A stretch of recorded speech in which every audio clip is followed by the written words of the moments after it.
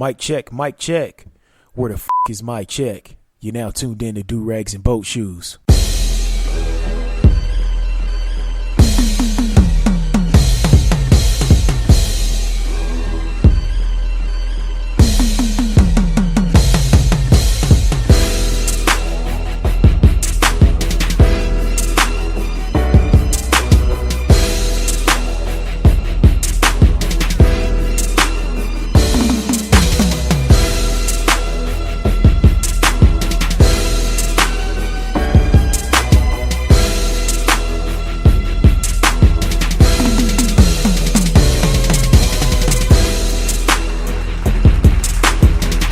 All right, let me go ahead and get this turned down. What's going on, everybody? It's your boy A Double. You're now tuned into episode 185 of Do Rags and Boat Shoes. Much love and respect to everybody who listened to episode 184. I know I'm a little bit late, couple weeks late, but shit, we here. You rocking with the best. What's been going on with me? Whole bunch of nothing. Getting my pool ready, getting my yard ready for the summer. This summer body is not up to par, but I'm gonna make it do what it do. I'm gonna be out here Rick Rossing it like I always do every summer, so I ain't tripping about that at all. Hopefully y'all been good. My family's been good. We just been just doing the whole family thing and making it do what it damn do. All right, so let's go ahead and get started on that good old summer damn jam screen. Let me pull up my notes real quick, so if y'all could just bear with me. The other day, I felt bad for this kid at Walmart. I was delivering at Walmart. Y'all know I'm a truck driver, so I was delivering to this Walmart out in Millard, and I had to walk through the front of the store because wasn't nobody answering the door to let me in the back, so I had to walk around through the front after I called, and phone just kept ringing and ringing. So I walked through the front. Customer service was busy as hell, so I just started walking around looking for a manager, and there was this kid working. He was pulling orders. You know how you do the online pickup, so they just have basically personal shoppers. That seemed like a cake ass job. You just walking around the store with a big ass like 2-tiered cart, and you just bagging up groceries. You just ringing it up right then and there, bagging shit up, and substituting stuff out if it's out. And shit like that. It just seems like I would have loved a job like that in like high school. That shit would have been cake. But there was a kid working. I say kid, he probably was like early 20s, and a guy about his same age with his girlfriend walks up to him, and he was asking him about how come he dropped out of college and stuff, and he was like, hey, I used to have classes with you and blah blah blah. I was wondering where you went and da da da. And the Walmart kid, he kind of looked kind of shamefaced. And these was a couple white kids, but so they got the complexion for the protection. But I still felt bad for the kid because it was just so smug. He was there with his girlfriend. He was just trying to shame him and stuff, and like, yeah, we had this class together and blah blah blah blah. He like introduced him to his girlfriend and shit like that. Like, this is such and such. I used to have class with him, and it just rubbed me the wrong way. Like, it was just in that brief moment, like his face was turning beet red, and that kind of reminded me of a couple of situations I had. Like when I graduated high school, I just went straight to work. I started working. I got the college thing, it just wasn't for me, even though I went later on.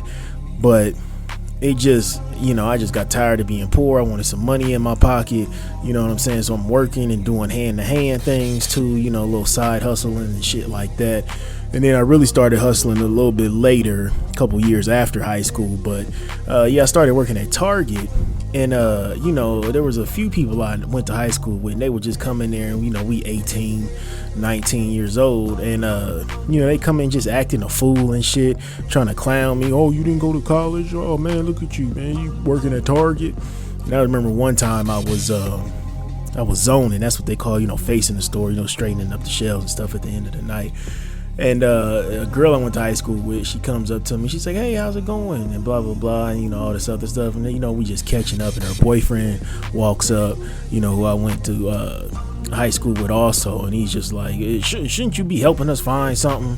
Shouldn't you be doing this? I'm just like, nigga, for real? I'm like, nigga, kill yourself. I didn't say kill yourself, but I was like, nigga, please. That's what I said to him. And he just kind of smugly brushed me off. But I've always had instances like that where I was working a job and somebody's trying to shame me for not going to college. I remember working for a soda company. This was this was about 16 years ago. This was when I was about 21. Yeah, I was about 21, and I was working for a soda company, and I was delivering sodas to the college, UNO, and there was a few guys that I went to high school with. There was in there. They was like, "Oh man, you delivering soda, blah blah blah," and trying to rag me and give me a hard time and shit. And some of these guys is working retail now. Niggas is almost 40 years old and they struggling. So I felt for the kid. Don't ever let anybody try to shame you just for working. You know what I'm saying? There's so many broke folks out here with degrees running around here in all kinds of debt, suffering. But if you can, stomach it and go do a trade or something like that, or, be a commercial driver like myself, there's some good money in that. There's some really good money, especially if you can go cross country, if you ain't tied down with anything.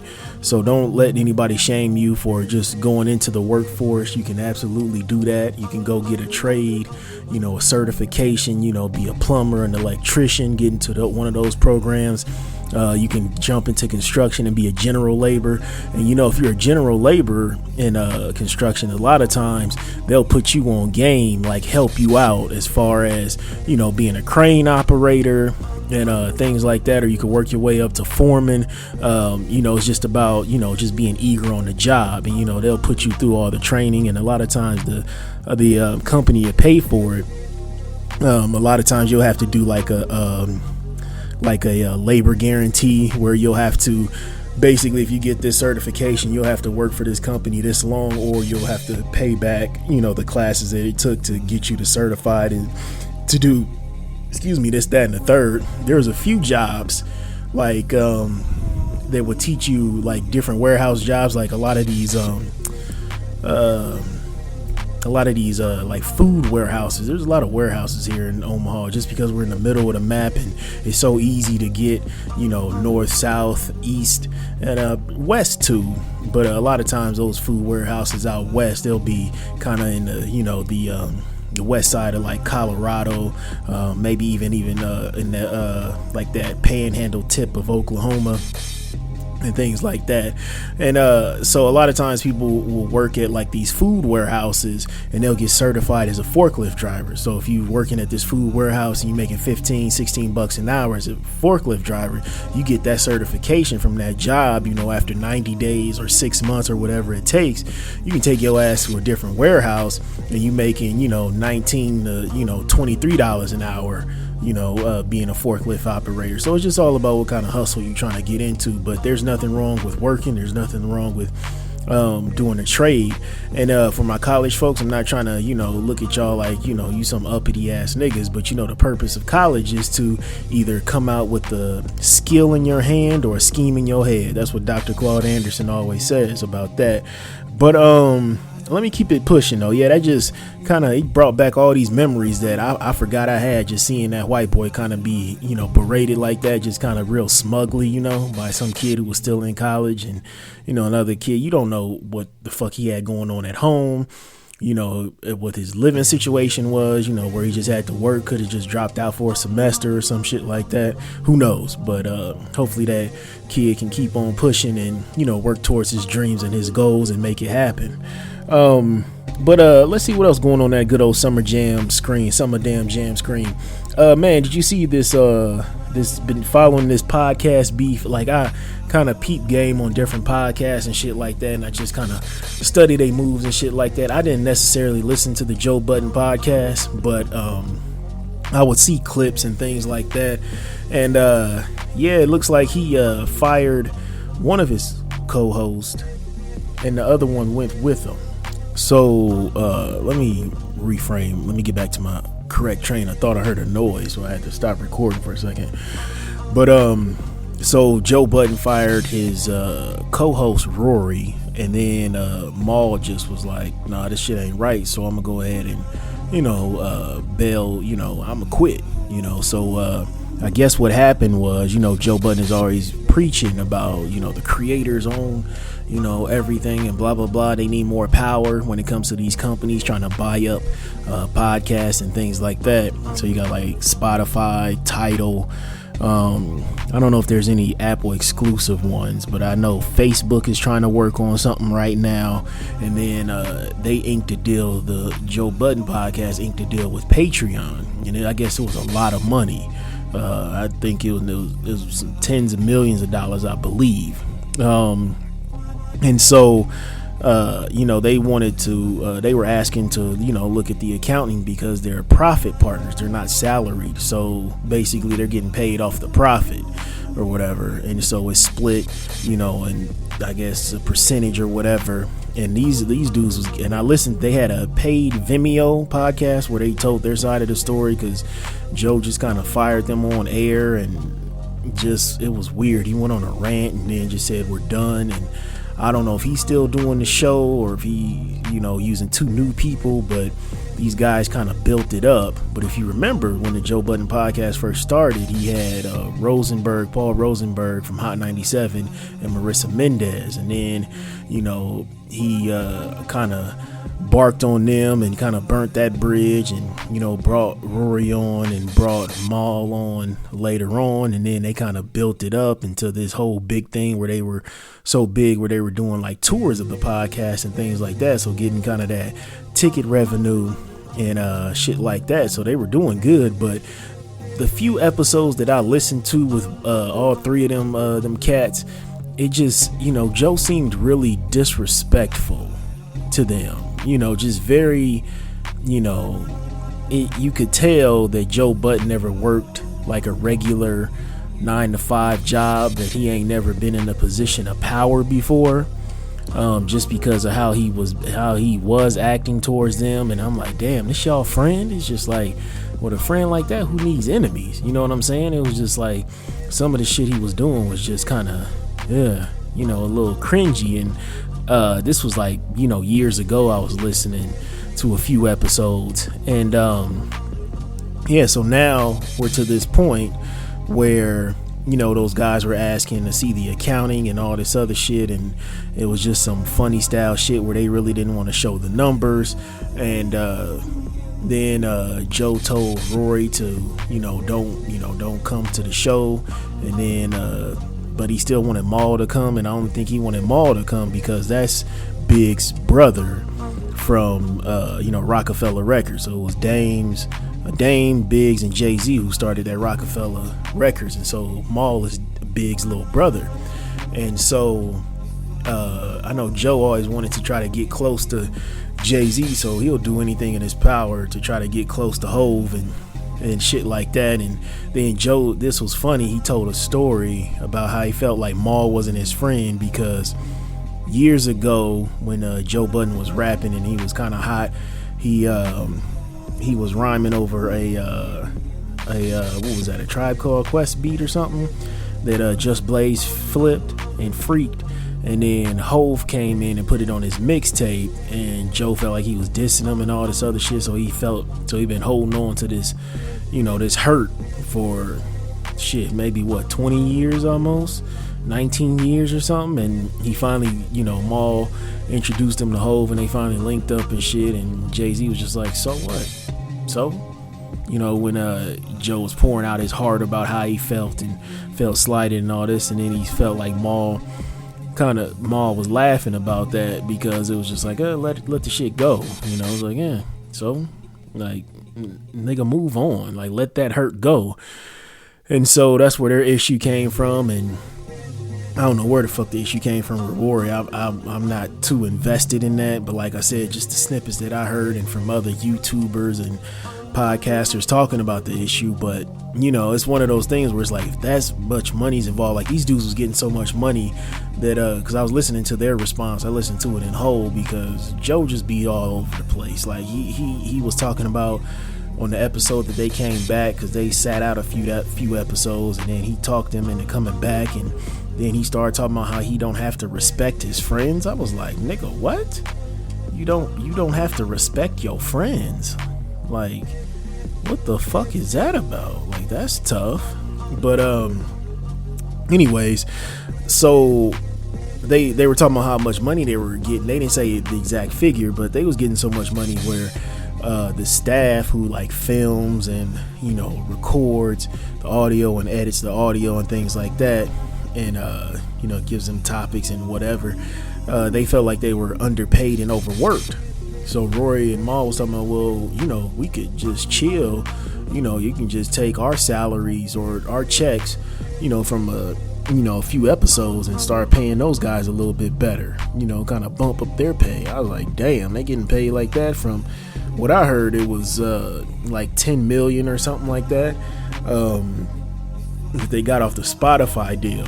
Then when that ended, I think it might have doubled up with Patreon or something like that. So maybe about 20 mil, but those are just rumors that I heard. But there's a lot of people getting paid. I know there's some folks out there who's getting, 6, 9 figures for podcasting. So I don't know how you gonna do that, but shit, let me try to go ahead and get in that lane. But the reason that I bring this up is that's why I do this podcast by myself. Y'all see how sporadic these episodes are, just because life happens and things of that sorts. But when I want to work, I want to work.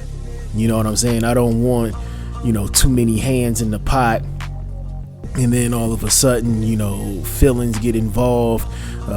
People want to do something this way, and like, oh well, we should start doing it this way or that way, or I used to like it like this, and I just feel like you be cutting me off and blah blah blah. Egos get involved, and then just all kind of silly shit.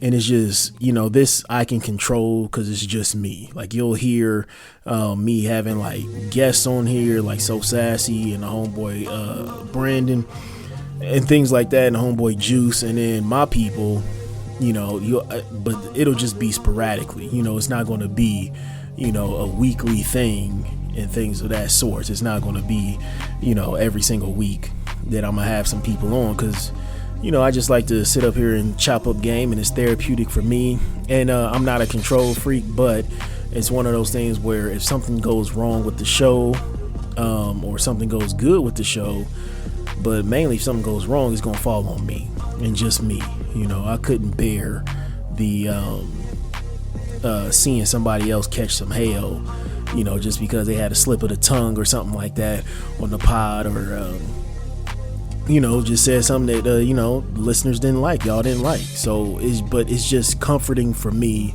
to know that I can come down to my office, flip open this laptop, get my mic and my headphones plugged in, and then I can just chop up game with y'all. You know what I'm saying? That's just a good feeling. And then if I did a solo show, if I had other co-hosts, and then people like, well, why you doing a solo show? Why you didn't just call us over? And it's just too much. It's too much. I don't want no employees. I just want to hold down the fort myself. But let me see what else I was going to talk about on here. Let me pull these notes back up. We did just have, as far as Omaha news, we just had the mayoral race and the city council race, and we all knew Mean Gene was going to win. After Jasmine Harris barely lost that primary to RJ Neary as the challenger to Mean Gene, because this is her third term, but she just blew him out the water. I think she beat him by almost like 27,000 votes or something like that. And so we just knew that was happening because her husband just killed himself for being overworked and stressed out about COVID, which is wild to me, because this woman wouldn't even issue a mask mandate. And that she used to be a nurse, an RN. You know what I'm saying? Before she jumped into being in the city council and being our mayor, she was a nurse. She was an RN. And so I'm like, you don't believe, so you put political party over science in your schooling. You know what I'm saying? And your husband took his own life, and you knew how stressed he was working during COVID and shit like that, and you still didn't issue a mask mandate because you chose party over people, which is disgusting. But she had that going for her, and the challenger RJ Neary, nobody knew shit about him. We just knew like, oh, okay, this nigga's in real estate. That's it. His platform was very weak, and I just feel like Jasmine Harris, she would have took it if there wasn't another sister running, that Kamara, whatever, I forgot her name, but there was another sister running, and she was talking about how she was friends with Mayor Stoffin. I'm like, we don't need Mean Gene and blackface, you know what I'm saying, with a black face. We don't need that at all. We don't need, Mean Gene with black skin. We don't need that. We don't need Mean Gene Part 2. But I absolutely believe if that Kamara lady didn't run, Jasmine Harris would have definitely took it, because RJ Neary, even though he got, he put hundreds of thousands of dollars into his campaign to win that primary. I mean, Jasmine had the streets behind her. She had the people behind her. And it just sucks that not too many of us turned out to vote in the primary. You know what I'm saying? To get our candidate up there. But, Juanita Johnson, she won in our district for District 2. And what was kind of fucked up is Ben Gray, how he conceded, and he went to, was it KETV or WOWT? I think it was KETV Channel 7. He went there, and he was just talking about, well, some things happened, and I think the people just kind of took it out on me and blamed me. So that's why I lost. I'm like, damn, you couldn't even talk about how great her platform was and shit like that. You just said that people voted you out because of spite. And it's like, no, it's not because of spite. It's because your ass been sitting in that seat for far too long and doing a whole bunch of nothing. I knew we had to get this nigga up out the paint when shit was getting hot in the streets. What was this, about 4 years ago, about 2016, 2017, when the streets was getting real hot. It was just like people was getting clapped like every fucking weekend. And this nigga did a remake with some OGs around the hood and some other young black folks. This nigga did a remake of Self-Destruction, the rap video, like lip syncing Self-Destruction. I'm like, nigga, this is your solution? A lip syncing rap video? Like, if that's when I knew we got to get this nigga up out the paint. Like like Ben Gray, you gotta go. You gotta get out the way. Get the fuck on up out of here. Like, that was just some silly shit. And y'all didn't even know the words. And I mean, it's a terrible video. If I can find the video, I'll link it. Let me go ahead and just put that in the show notes too. Let's see here. And then also, Cammie Watkins for District 3, which is the Midtown downtown area. She almost won.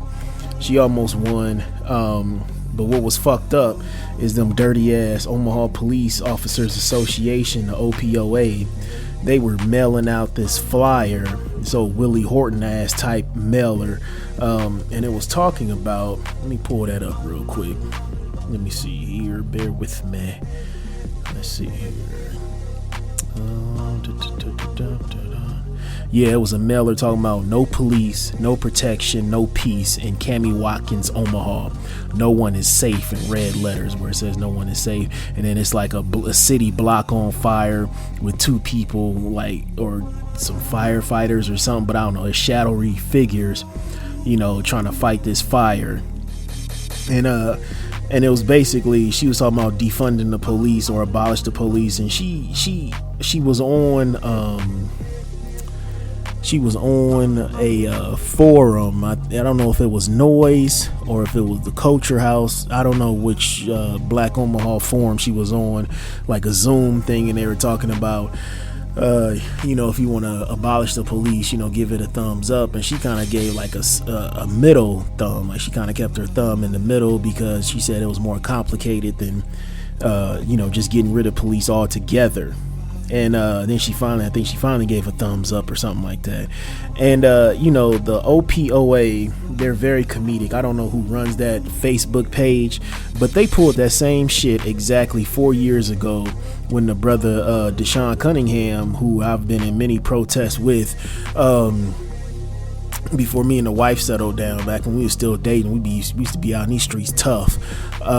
So I know him pretty well. And so he was running for a city council, and they ran a smear campaign against him because he used to have a agency called FTP, and it was for the people, and or film the police or whatever, and it was like a police shield, and it had FTP Omaha, Nebraska up underneath it, right? And so they were trying to shit on him about a letter he wrote to his mother or something like that. He was having issues with his mama, and he wrote her a letter cursing her out and some shit like that, and they called it like a terroristic threats or some shit like that. And I think his mama's white. This brother's mixed. So he was having some issues with her and got his feelings off in a letter, and then they kind of tried to run a smear campaign against him, talking about he wrote a felony terroristic threat. He had a felony terroristic threat case that got bust down to a misdemeanor charge, which allowed him to avoid jail time for a threatening letter he had sent to his mother. So we ask you, do you think Deshaun Cunningham portrays the ability to be a leader for our city and make educated decisions regarding issues? Or will he eventually go the route he went previously and begin threatening others to try and intimidate them to give into what he wants? You mean like a police officer, like a detective does? Get the fuck out of here. And they said, remember to exercise your right to vote and let your voice be heard when selecting your representatives. And then they posted pictures of him with that FTP shirt. Then there's a picture of him holding a gun, and I'm just like, aren't you guys pro Second Amendment? Like, so when even though he's mixed, so you see a black man holding a gun, he can't do that. They posted that picture up there like he was some thug or some shit like that, and I was just like, okay, like you guys really putting it on. But fuck OPOA, like fuck them. They always do this shit every single time when somebody comes out and criticizes them. They start putting out flyers and then putting all this money out. Where they getting this money from? We know exactly where the fuck they getting this money from the goddamn police budget, the city budget that takes up so much fucking money, and from federal money too. You know, when what was that, when good old Obama signed into that blue law or whatever, and gave all that money and them supplies to these different police agencies and shit like this. And this is a lot of times they get the money from that oversight, when it's just like, oh, they've been whooping black folks ass, or they've been killing black folks and beating Latinx or Latinos asses left and right, so we're gonna give them some more money for some sensitivity training. And all they do is throw on a video about Frederick Douglass or some shit like that, and then they spend, they pay a little overtime for them to be in that class for an hour and talk about, okay, I won't beat no nigga's ass, and then the rest of that money goes towards shit like this, smear campaigns and bullshit like this. So this is why, we need to defund the police. I don't think we need to abolish them, but we need to defund them. And speaking of defunding, when are we going to abolish Mega Saver? God damn, can we get rid of these fucking Mega Savers? There's one that just popped up. If you ain't from the old Mega Savers, this bullshit ass gas station, and it's like in black and lime green letters, and it's just, it don't matter if it's down north or out west, like every single one is just dirty as fuck. Yeah, I mean, you walk in there and it just looks like a liquor store mixed with a fireworks stand. It just looks terrible in there. They got drive-through windows at every single one.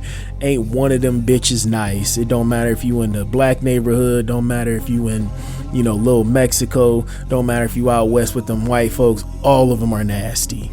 I cannot stand them Mega Saver gas stations, and every fucking time, don't matter where you at in the city, the poorest part or the richest part, if a Mega Saver out there, there's going to be heavy police presence. So we need to abolish Mega Savers. I get so fucking tired of seeing them dirty ass stores.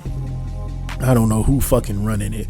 I feel like it's I don't know. I just feel like it's like a Middle Eastern mob that runs that shit. Like it's just like it's a front. Like it's just so fucking filthy. Like all of them are fucking filthy. They like if I was dying of thirst, I would just drink my own piss and keep recycling it. If like a Mega Saver just popped up on a desert island, I was there, I'm like, you know what? I'm gonna drink my own piss. Then when I get tired of drinking my own piss, I'm like, you know what? I'm gonna go out by seawater. I'm gonna see how salty it is and if it's gonna drive me crazy, cause fuck Mega Saver. But anyways, let's see what else is going on. Oh, I forgot to talk about this on that last episode last month about that KFAB host that got fired. Let me see here.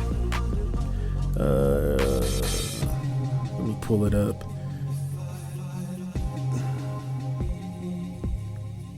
Oh, here we go. Chris Baker. Yeah, so this is this was right when I posted last month's episode, that April episode of Do Rags and Boat Shoes. So it was a tweet he sent out, and he's a quote unquote, KFAB is like conservative talk radio here in the city, and is actually owned by iHeartRadio.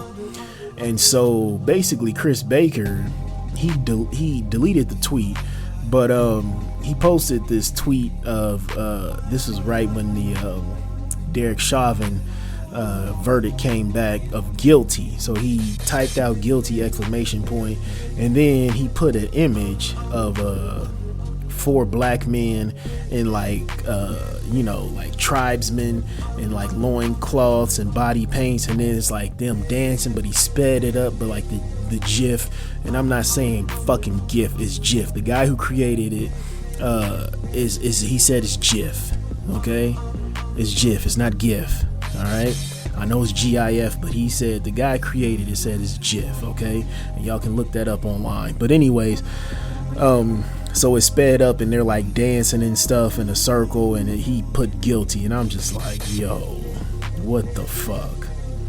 And so he tried to hurry up and delete it, but screenshots are forever. So people start going at iHeartRadio like, yo, what the fuck are you going to do?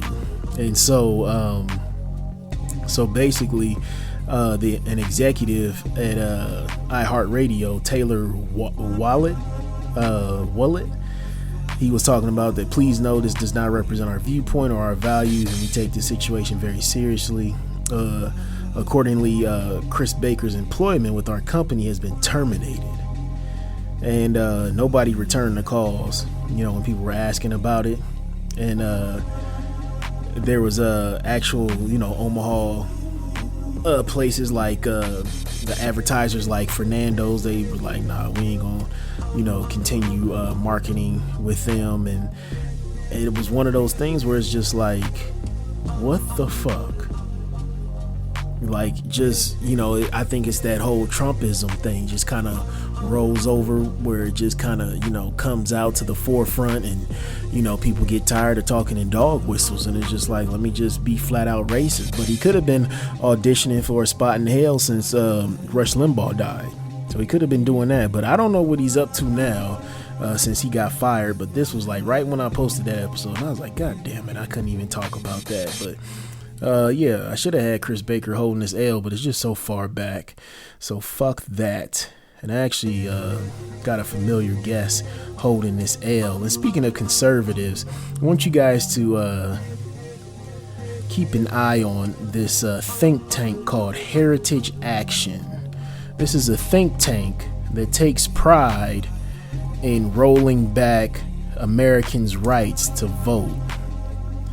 And basically they write the bills for politicians to go out on the floor and basically push for politicians up on Capitol Hill and for governors. So we seen what happened in Georgia with that rollback, and that was Heritage Action for America. And you look at the name, Heritage Action for America. So this is basically a conservative think tank, and you just look at the name and you're like, okay, the heritage that you're that you want to uphold is American heritage. And what does that mean? It means white supremacy. So that's all that means. You just look at these names, Heritage Action for America. But I want you to really kind of keep an eye on this think tank. And so right now, their whole thing is to even though they got a black person on here on this page, this is like a stock photo talking about become a sentinel, join the fight, all this other shit. But let's look at some of the issues though. No Title 10 money for abortionists. Reject critical race theory. So let's look at the toolkit for that. Save our elections, stop Biden's radical nominees, oppose socialist health care, immigration, born alive abortion survivors. Let's see here, Equality Act, and they put that in quotations. Let's see, talking about the liberal agenda, but let's look at reject critical race theory. They said critical race theory makes race the lens through which its proponents analyze all aspects of American life, right? So we know race is the fabric, the foundation of America, right? But they're talking about American life. So critical race theory underpins identity politics and ongoing effort to reimagine the United States as a nation driven by racial groups, each with specific claims on victimization. Ultimately, critical race theory weakens the public and private bonds that create trust and allow for civic engagement. Okay? So basically, they're talking about they don't want to tell the truth, and then they start bringing up like Karl Marx, you know what I'm saying? So it's just like, okay. So then they start lying. There's no absolute truth in critical race theory, only a competing narrative. It sees quote unquote lived experiences as mattering more than facts. If your lived experience ain't a fact, what the fuck is a lived experience then? So people just running around here lying, black folks just lying about what they've been through. Individuals are either an oppressor or a victim. You are predetermined by immutable characteristics such as race to fall into either category. Culture is defined by groups exercising power over each other. America is systemically racist and must be dismantled. It sees America as having been founded on the system of capitalism, which is racist and therefore must be disrupted. Critical race theory actually is just what it is. It's critical. It's critical thinking, like actually getting into racism and why it happens. You see what I'm saying? And it actually listens to the victims of racism, white supremacy. So then here's their take action. So conservatives should submit public comment opposing these proposed priorities for the American history and civics education programs. So then they have a link for you to submit your comment. And then they have different links on how to fight critical race theory. And this is, Dr. Wilson, she talked about this. She talked about how once the dominant society's number starts dwindling, and that white supremacist class of the dominant society, they're going to do everything in their power to, hold on and fight to grasp on to what little power that they have, because it's slipping away. And what's funny is a lot of non-white people are just waking up and they're calling bullshit. You know what I'm saying? They're not going through and letting the public school educate them anymore. You know what I'm saying? There's so many people who got lost in the system, so many people that's still running around here lost in the sauce. Okay, Christopher Columbus discovered America, George Washington was the first president, Abraham Lincoln freed the slaves, Dr. King had a dream, and that's it. You know what I'm saying? So it's just that whole big lie. So it's like the curtain being pulled back on the wizard on the yellow brick road in the Wizard of Oz. So just keep an eye on that think tank. There's so many of these think tanks all across the United States, and it's just meant to strip back people's rights, miseducate your kids, and not tell the truth about how America is built on the system of racism, white supremacy. That's the founding fathers, all of them were white supremacists. Like, there's documents basically just saying that this is going to be a land for white men. That's it.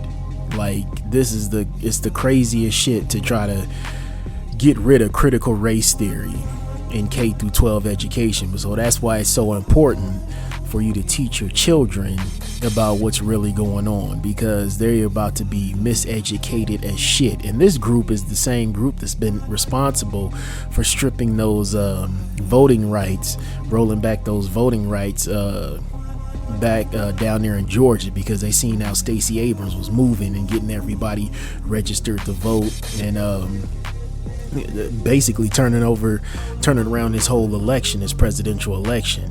So yeah, but that's all these think tanks are just white supremacist groups. That's all that they are, to try to remain and stay in power, clawing and just trying to hold on for dear life and create an apartheid state.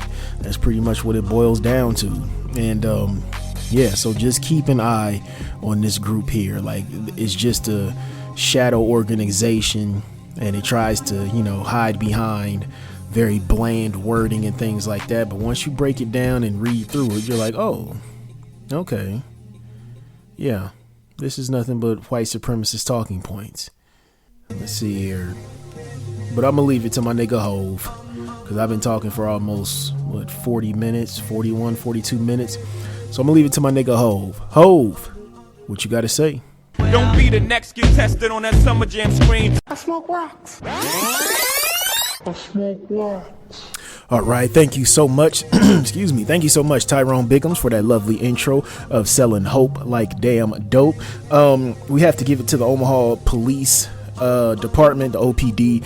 They released finally part of the video of Kenneth Greedy Jones, his execution video. Now, this brother was killed, back in December, and now it's May. I think they released it a couple weeks ago, something like that. And this brother was shot down running from the police. They made it seem like when he hopped out the car, he flashed his gun on them. Now, he did have a pistol on him, but he was running away from them. They hawked him down and shot him when he was running away from them, trying to get away from them goddamn cops. Them cops pulled up on some bullshit. They was already on 10, so they was ready to do some shit. So with the release of this video, I know this summer about to get real hot as far as people taking to the streets and making it do what it do. And that video is just tough to watch. They up here, bamming on the windows and shit like that. Like it's a fucking traffic stop. And then they're like, show me your hands, show me your hands, show your hands. And then he gets out the car and he still's not showing them their hands. And they're like, gun, he has a gun or some shit like that. And he's running away from them. And he's like, oh shit, let me get the fuck on up out of here. And they just hawk him down. They shoot him down when he's actually running from them. He's not facing towards them, reaching in his pocket or some shit like that. He's running away from them. If y'all see that video, y'all know exactly what I'm talking about. And Omaha Police Department ran up here, they ran with that narrative, he wouldn't show his hands and he had a gun. And so you just thinking, okay, maybe he flashed a gun when it was in the car or some shit like that. This nigga is running away. He's running away, and these two niggas shot him in his back, hawked him down and shot him in his back. And it's just like, what the fuck? And what's so crazy is how the justice system here worked. They had a whole ass the same jury reviewing all of these cases where people died in Omaha police custody for the past few years, and they just ran through every case in one sitting and was like, nope, not guilty, nope, didn't find any wrongdoing, no wrongdoings. They used the same fucking jury and did that bullshit. So the jig was up, the fix is in, and I know coming up we have a new 2022 we'll have the elections for Douglas County attorney, and we need to get Don Klein on about the paint. He pulled that bullshit back when James Scurlock got killed, when he was murdered in cold blood, and they tried to say it was self-defense, and then they did the special jury and they found all those goddamn Facebook messages of Jake Gardner. He was looking to kill somebody that night, and and then he came out and did that whole party switch because he was a Democrat. Then he's like, oh shit, I'm gonna just come on out with it and stop being a fox. I'm gonna be a wolf. He went and joined the Republican Party, and the mayor was there, and all these other elected officials who are Republicans were out here congratulating him and shit like that. And it's time to get these people on up out the paint. It's time to exercise our vote. And I just wish more people would come out and vote. Because I look at the primary with the mayoral race, like we really could have had Jasmine Harris. She really would have put up a great fight against Mean Gene, and it would have been a lot closer, and she probably would have won. If black folks would have saw that a black woman was running for mayor, I think all of Black Omaha would have showed up. Who all the Black Omahans who are registered to vote would have showed up and voted for her. She had a great platform, and she's a very genuine person. But yeah, they came out here with that lie, and it took so long, and the family been fighting. The family of Kenneth Jones, Greedy, they kept on coming out, fighting to get that footage, and they finally got it. And you see that they shot that this man was running away. Like, they couldn't tase cuz in the back, they just went straight to lethal force. And there's a video that's going around right now on the web where this white woman is in front of this black cop, and she's arguing with somebody, and the black cop is telling the white woman, just go on about your business. Then all of a sudden she pull out her pink flapjacks and her pussy, like she moons the people that she was arguing with, and the cop is like, all right, that's it. So she about to get hit with indecent exposure, but then she starts running from the cop. And you know what the cop does? She runs after her, and then she doesn't shoot her in the back, she hits her with the taser in the back. She doesn't kill this woman. Okay, so if she has that wherewithal, why the fuck can't y'all do that? You know what I'm saying? Like, what is this giant ass fear that y'all have of black folks? Like, it's crazy. Like, it'll be a white man out here with a knife in his hand threatening to slice a fucking cop's throat and coming towards them, and they're like, hey, calm down, hey, calm down. But a black man running from your ass is getting shot in the back. It's fucking crazy. And I just, there's gonna be a lot of protests coming up, and I know the people for James Scurlock family, I know they ain't done yet. They wrote a letter to Gene Stothard, and it's an amazing letter. Let me find it and pull it up real quick. Y'all just bear with me here. Let me see if I can find this letter when they found out she got reelected. Let me see here. Oh, here we go. And so this was the Justice for James people. So rest in peace to James Scurlock. But they said, to Mayor Stothard, Justice for James understands the impact of personal human loss. It's the reason we began this work almost a year ago now. To sit with the Scurlock family and see their pain and grief amplified across the nation in a way no family should ever have to experience drove us to action. To have James Scurlock, rest in power, taken from all of us so violently drove this community to do a brand new thing that Omaha had not seen before. It deepened our compassion for community, for equity, for real change. It made us better humans. And I agree with that. You have recently experienced a deeply personal loss. Y'all remember this, the mayor, her husband killed himself because he was under pressure from his job, and then he caught a DUI and shit like that.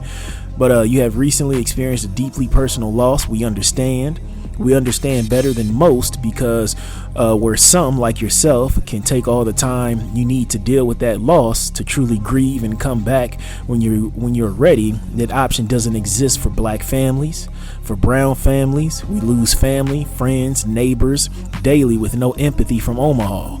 We lose ourselves and are then blamed for that loss with no condolences from the people in office that say they care. James Scurlock was killed for believing black people don't deserve to die unjustly. That's an experience unique to black people, specifically the Scurlock family, who we do this work for and with. This happened in your city. Mayor Stothard, now that you have experienced a glimpse of what we have, we hope it makes you a better mayor. Now that you have been a bystander to gun violence, which comes in many forms, we hope that it makes you makes you a more compassionate human to the people who have seen worse more often. Maybe now you can see yourself in the black Omahans that have been demanding structural political change. Maybe now you can see yourself in the brown Omahans that ask again and again for mental health awareness, mental health services, because trauma like yours, like ours, isn't easily forgotten. Just maybe you understand that, gated community or not, none of us are exempt from the human experience, and you aren't unlike the people you rarely serve. With your third term, you have another chance to do this work for all of Omaha. You have another 4 years to connect with people you found no reason to connect with before. We hope you take that chance so we can transform this seemingly adversarial relationship into a partnership that strengthens this city. Omaha knows who we are and what we are willing to do to create change. The choice is yours. Always in community. #Justice for James. That's a scathing letter, boy. Like that third paragraph though, when they said, now that you experienced a glimpse of what we have, we hope it makes you a better mayor. Man, that's it. Then that last sentence in that paragraph, it says, just maybe you understand that gated community or not, none of us are exempt from the human experience, and you aren't unlike the people you rarely serve. Boy, that cut deep, because she don't do a goddamn thing down north or over south, in Little Mexico or Black Omaha. So yeah, so hopefully that letter gets to her.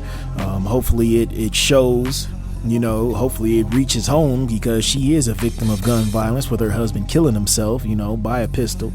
And yeah, we'll see what happens. But like I said, the street's gonna be just like it was in 2020 last summer, just because this came out with greedy, and then it's just a lot of bullshit still going on in this goddamn city. And then it came out with the whole police chief and his retirement is some crazy amount of money. People are kind of pissed about that because he ain't done a goddamn thing for community police relations and shit like that. He's a fence sitter when it comes to shit like that. Like, he'll condemn like other police killings, but when it comes to here, it's always they were doing their jobs and shit like that. It's like, nah, you need to be more transparent and you need to stand on your word. You need to be one way or the other. Nobody can deal with a fucking fence sitter. Like, you could just be behind that thin blue line, that blue wall or whatever, stand firm there, but we don't need you tiptoeing back and forth and shit like that. It sounds good for sound bites and shit like that, but get the fuck on up out of here. But that's been selling hope like damn dope. This portion of Do Rags and Boat Shoes has been brought to you by the letter L, as in, hey yo my guy, my hands are full, give me a hand here, can you hold this L? Alright, so moving on to holding this L, we're gonna have to give it to my partner in crime, who always ends the Summer Jam segment of the show for me. Excuse me, it's Mr. Sean Corey Carter. Okay, so he was doing an interview with the Wall Street Journal, right? And he was talking about, I just feel like Jigga don't belong in these white spaces because that nigga don't know how to talk. Like when you seen him talking with Roger Goodell and shit like that, and he was just being just a mumble mouth ass nigga. Just I think we buy vanilla, and he just can't articulate like that. I just feel like he feels very uncomfortable or unworthy of being in white spaces, even though this man is worth over $1 billion. So he doing this interview with Wall Street Journal, okay? And the thing is, he starts talking about how he's looking back at some of his hits and he regrets doing Big Pimpin'. He's like, that's the exception. It was like, I can't believe I said that, and I kept saying it. What type of animal will say this sort of thing? Reading it is really harsh. Now, this man calls his own wife a bitch. If you go back and listen to some of his lyrics, this is a man, like, Big Pimpin' was just a fun song. That's all it was. It was just a fun song, club banger. You know how that goes. And I just feel like he was trying to make these white folks comfortable in that interview, just in case they brought up his lyrics, or he was trying to get the woke mob up off his back. He didn't want to get Me Too'd or some shit like that, or fuck up his business dealings. But it's like, nigga, you done made the majority of your fortune off of telling these tales. You know what I'm saying? And if Big Pimpin' makes you cringe, I'm thinking not Mr. Condo with nothing but you got a condo with nothing but condoms in it. Same place where the rhymes are invented, and all I do is rap and sex. Imagine how I stroke. You see how I was flowing on my last cassette? Rapid fire like I'm blasting a tech. Never jam, no. Never get high. Never run out of ammo. Okay? Mr. Money Cash Hoes. I know they gonna criticize the hook on this song. Like I give a fuck. I'm just a crook on a song. AKA Mr. Is That Your Bitch? Don't get mad at me. I don't love him. I fuck him. I don't chase him. I duck him. I replace him with another one. You didn't cringe at that. So like, what the fuck is going on here? Is that because these were deep cuts? You know what I'm saying? You just talking about the commercial hits? Like, nigga, what are we on here? Like, how are you ashamed of your catalog? Like, I just think you just trying to make these white folks comfortable just because you're in a different stratosphere. You know what I'm saying? Financially. And that's some sucker shit. Like, I've been looking at Jigga Man so funny ever since that whole NFL deal, talking about we passed kneeling, and then it's like, okay, but what are you doing to make the NFL accountable for how they treated Kaepernick? It was like, oh, well, we're going to do the halftime show. Nigga, what? Rock Nation is going to produce the halftime show. Nigga, this ain't it. Then they donated money. That Rock Nation Foundation donated money to the that white woman that be cutting black kids' locks out there in, was that Chicago or whatever? Like, man, get the fuck on up out of here. You up here cosplaying as Basquiat. I think this nigga's just bored, man. Like, if you that goddamn bored, like, you need to figure out what you need to do with your life. You know, you already made it. You a billionaire. Like, I don't know. Like, focus on music.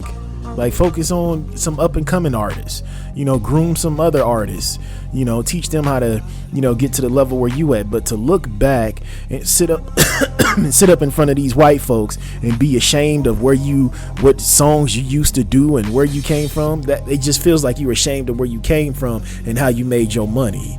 You know, the streets was always behind you. You know, ever since goddamn Reasonable Doubt, you know, since she was doing Dead Presidents and playing, you know, Monopoly with Real Money with Biggie. You know, niggas been fucking with you since then with them ugly ass Versace shirts and used to have a bald head. Like, what the fuck is we doing? And you really took off after Big died. You know, niggas was looking for a new king of New York and shit like that. And then you really kind of came up out of there after Pac and Big died. And, you know, you surpassed Nas. I'm just like, how do you have the audacity to talk about how you were ashamed of a song that you made? And then on top of that, what's even fucked up, you teamed up with UGK on the song, and you reached out to UGK, and Pimp C didn't even want to do the shit because he felt like it was too commercial and it was gonna fuck up their brand. But Bun B had to convince Pimp C to hop on there. Pimp didn't even want to do that shit. You know what I'm saying? It took forever for him to even shoot the video, Pimp C, because he wanted his Benz in the video. And he was like, I'm about to do the most ignorant ass verse that I can do on this goddamn song. And then when it was time for you to return the favor to UGK off of Bun B's Trill album, you hopped on that song Get Throwed, but you didn't even show up to the video shoot. So they had to add another verse in there on your part. Like, Jeezy showed up, but you didn't. You wasn't gonna be able to make it or some shit. You know, I thought that was kind of fucked up. I'm like, okay, but maybe you was trying to just get back at Pimp C for, you know, being so difficult about putting a verse on the song. But now here you are years later talking about that you know, have an exception. You can't believe you was saying this and that on that song. But, you know, on that, Is That Your Bitch, you was fucking spazzing out on that shit.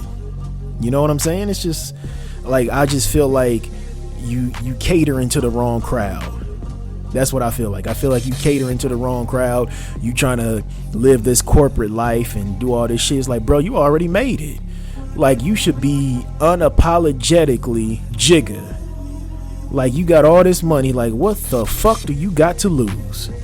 The money's already in the bank. The check's been cashed. Ain't no more heavy lifting.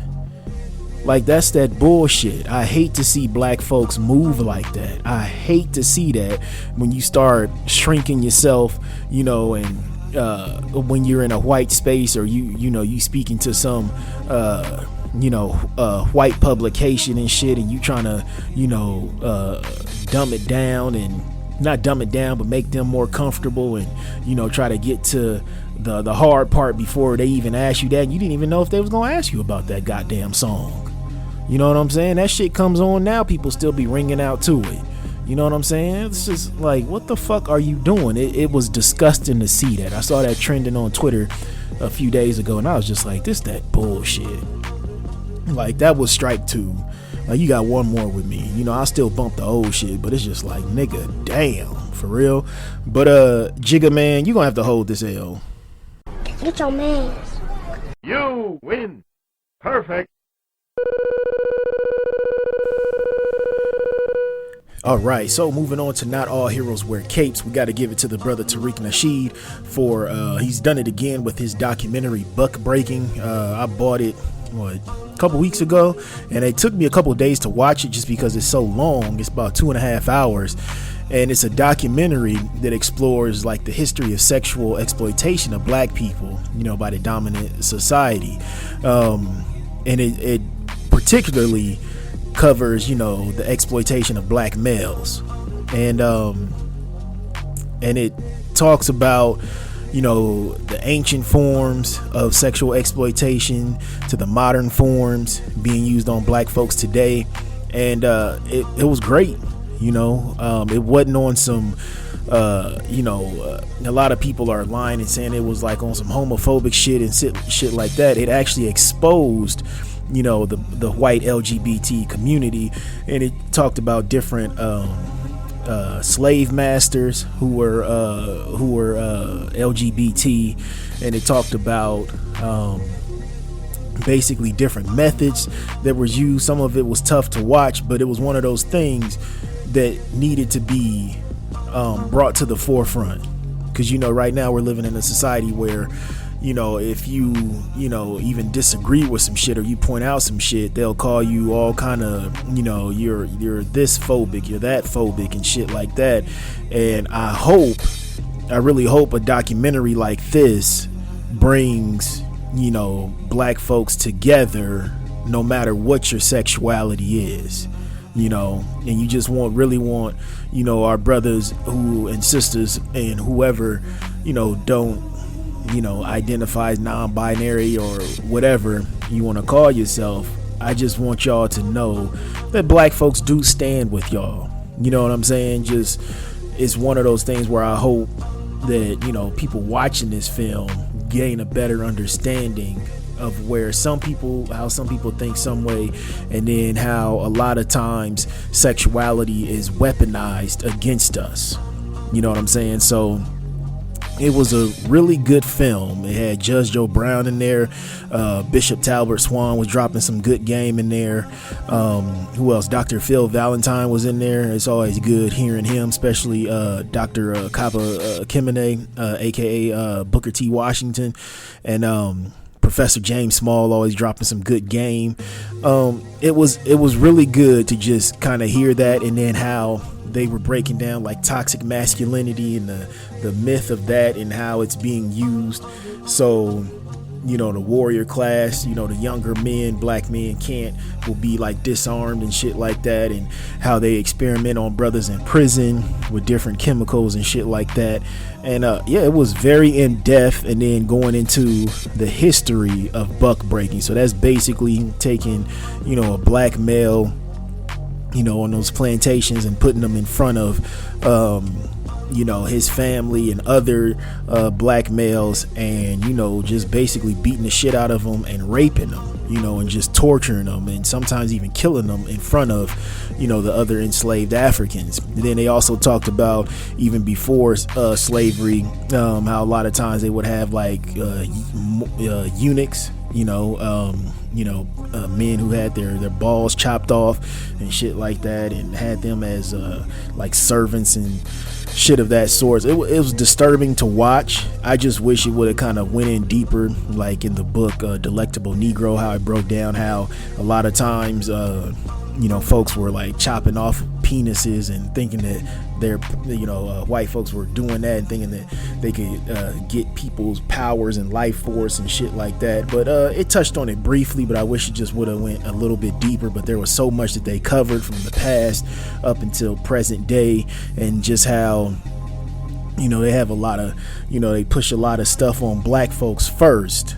We like to test dummies, and then they start doing it to other groups. And Dr. Kaba Kinmane, aka Booker T.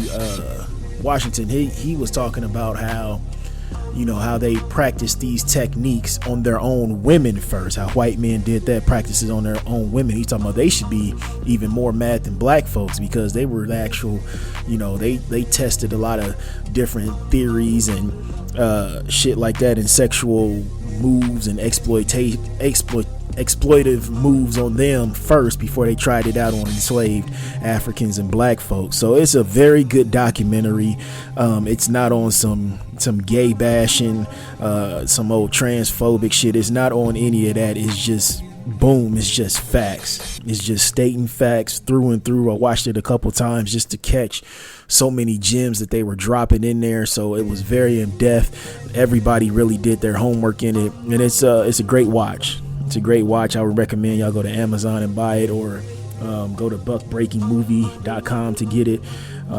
Very good documentary series. It's a tough thing to watch, but I feel like it's a definitely a necessity for like young black teens to watch, boys and girls, just so they'll know how the diamond in society can come at you from different ways. It's not just going to be calling you a nigga and all this other shit. It could be sexually exploiting you and things like that as they come into adulthood. So it'd be a great movie for like junior high kids and high schoolers to watch. So yeah, I knew about a lot of this stuff, but it also shined light on a lot of things that I didn't know. And so that would be a good one to watch, Buck Breaking. And also pick up the book Delectable Negro. That is a disturbing book, but it's very good. A lot of good information in there, and basically talking about cannibalism with these slave masters, and just how they would devour and keep parts of people. And we learned about that in The Move. Remember that group in the 80s, The Move group, when that the Black Liberation Group, when they bombed the apartment building.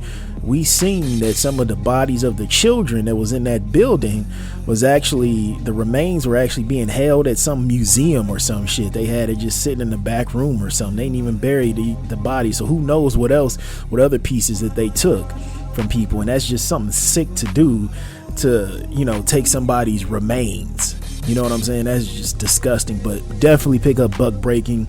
Definitely read the book Delectable Negro, and just get a sense of how the system comes at you from every fucking way. That's what I got from Buck Breaking, is just how it comes at you from every fucking angle, even sexually, and the whole purpose is to keep you confused and focused on the wrong shit, instead of focusing on trying to produce justice and equity for your people. All right, so moving on to health over wealth. You know what I say, without your health, you cannot enjoy your wealth. And I've been listening to some old Dom Kennedy. If y'all don't know who Dom Kennedy is, he's a rapper from out west in California, out in LA. He's on a few songs with Nip, rest in peace. But I always listen to some old hopefully y'all didn't hear that whistle, but that was my wife sending me a text, and that's on the goddamn I recorded on my MacBook, and you know how you link your text messages up and shit like that. But anyways, so I've been listening to some old Dom Kennedy. Love just sitting back and just listen to his shit, because he just sounds like he's freestyling over beats. And he has a line in one of these. This is shit. Man, how old is this song? I think this song is from like 2011, that Platinum Chanel. Excuse me. And he's talking about selling fake weed or whatever, and trying to get into the dope game. But he has these bars that's just very inspirational, and he said, ain't no one way in, it's try and fail, the game has its ups and downs, you buy and sell. This is like towards the end of the first verse, and he's talking about like selling oregano joints, like actual oregano, and selling it to people and shit like that. And he's talking about like jumping into the dope game and shit like that. But I look at it like you're jumping into, as far as just me being on my square biz shit, just jumping into a new endeavor, trying something new, coming up with your exit strategy to stop working a 9 to 5 to actually build your own empire. Ain't no one way in. It's try and fail. There's not a actual blueprint to follow. It's just try and fail. Let me do it this way. Okay, boom. It's either a lesson or a blessing. You know what I'm saying? And then the game has its ups and downs. You buy and sell. Sometimes you just need to cop and blow. Get in and get out. While the getting's good. Kind of like the stock market, some hot stock, boom, all right, let me get in, boom, all right, I done tripled my money, let me hurry up and sell because I think it's about to crash. You know what I'm saying? So it's one of those things, just with life itself. So if you jumping in on a new endeavor, hey, ain't no one way in. It's try and fail. So the song is called Platinum Chanel by Dom Kennedy, and it's just such a laid back song. I just get in my little modes, like, I just want to listen to some old shit and just kind of vibe out. Dom Kennedy is one of them rappers that you can just press play and it's just a smooth beat and it just sounds like he freestyling and shit, and he'll say some funny shit. It kind of reminds me of a West Coast Lil Flip. A Lil Flip be rhyming down there in Texas, them Cloverfield niggas, how they Cloverleaf niggas. And yeah, it's just dope ass song, but it's Platinum Chanel, and I'll link it in the show notes. But that has been episode 185 of Do Rags and Boat Shoes, and I got another episode coming up, 186, and that'll have So Sassy, she's on it. So I'll have that up at the end of the week too. So y'all have a couple episodes this week. So just feels like I'm in a good groove right now with the podcast. So nothing but love and respect to y'all out there. As always, I love y'all. Peace.